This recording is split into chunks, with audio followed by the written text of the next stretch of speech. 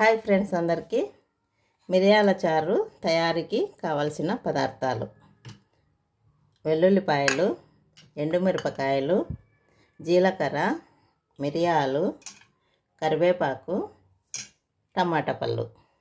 Friends, ఇప్పుడు తయారీ విధానం. నేను ఆల్రెడీ నిమ్మకాయ సైజ్ అంతా చింతపండుని తీసుకొని 2 గ్లాసుల వాటర్ వేసి నానబెట్టి రెడీగా ఉంచుకున్న నానిన చింతపండు నీళ్ళు. ఫ్రెండ్స్, ఇప్పుడు ఒక చిన్న మిక్సీ జార్ తీసుకొని ఇందులో మనం మిరియాల చారుకు కావాల్సిన ఈ స్పైసెస్ 1.5 స్పూన్ మిరియాలు, ఫుల్గా 1 స్పూన్ జీలకర్ర, చిన్నవి 2 ఎండుమిరపకాయలు, ఇట్లా చేయితో పట్టుకుంటే చేతికి వచ్చినన్ని కరివేపాకు రెబ్బలు, డ్రైవ్ అయినా కావచ్చు పచ్చిదైనా కావచ్చు అండి. ఇప్పుడు దీన్ని మిక్స్ చేసుకోవాలి. మనం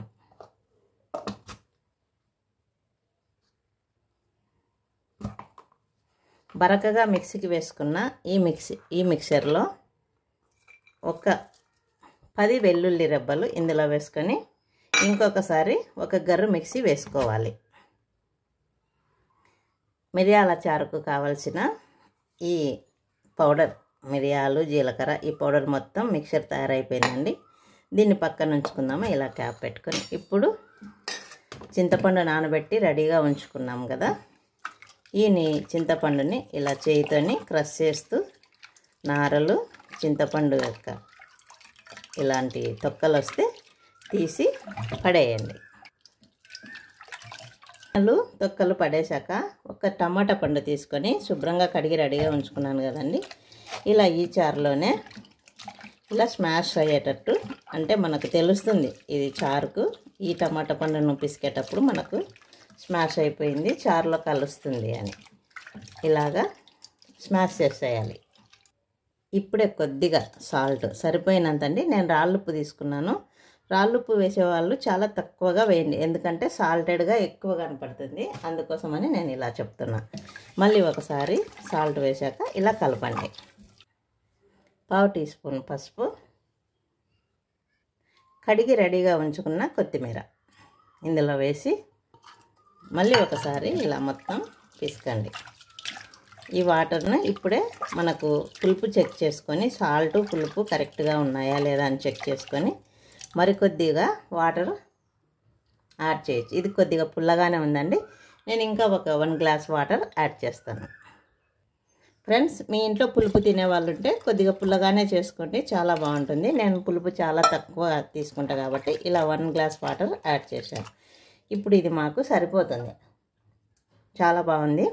ఇప్పుడు నేను 1 టైం కుక్కర్లో దీన్ని పోపేసి ఒక విజిల్ కొట్టించి చేస్తానండి. రుచి చాలా బాగుంటుంది కుక్కర్లో చేస్తే. ఒక్క విజిల్తోనే కంప్లీట్ అయిపోతుంది. మరి మనం స్టవ్ దగ్గరికి వెళ్దాం. స్టవ్ వెలిగించుకొని బాగా కుక్కర్ని వేడి చేసుకుందాం. పోపు దినుసుల స్మెల్ కమ్మగా రావాలి, అరోమా. ఫ్రెండ్స్, ఈ పోపు మాడిపోకుండా ఇలా కుక్కర్ని తిప్పండి. ఇప్పుడు మనం రెడీగా ఉంచుకున్న మిరియాలు, జీలకర్ర, ఎండుమిరపకాయలు, కరివేపాకు, వెల్లుల్లిపాయల ఈ మిక్చర్ని ఇందులో పోపులో వేసి ఫ్లేమ్ కంప్లీట్గా సిమ్లో పెట్టుకొని కొద్దిగా సేపు మంచి స్మెల్ వచ్చే వరకు వేగనివ్వండి. ఈ స్మెల్ వస్తుంది కదా, ఇప్పుడు మనం ఇందులో రెడీగా చేసి పెట్టుకున్న చింతపండు రసంను ఇందులో పోసేసుకోవాలి.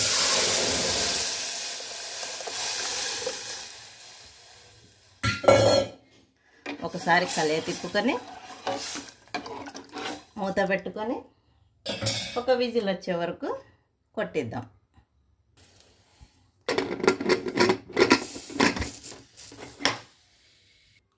ఫ్రెండ్స్, సీజన్ మారింది కదా, మన అలవాట్లు కూడా, ఆహారపు అలవాట్లు కూడా మార్చుకొని మనం ఆరోగ్యంగా ఉండడానికి ట్రై చేద్దాం. రెడీ అయిన మిరియాల చారు. మరి సీజన్ మారింది కాబట్టి మిరియాల చారు ఇలా చేసుకొని వారంలో 3-4 టైమ్స్ తినండి. ఇప్పుడు ఒక బౌల్లోకి సర్వ్ చేసుకుందాం.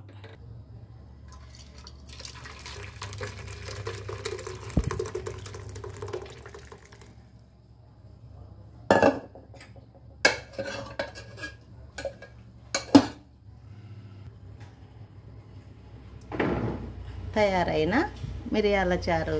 వీడియో నచ్చితే లైక్ చేయండి, షేర్ చేయండి, సబ్స్క్రైబ్ చేయండి. అలాగే నా ఛానల్కి ఫస్ట్ టైం కొత్తగా ఎవరైనా వస్తే సబ్స్క్రైబ్ చేయండి. Thank you friends.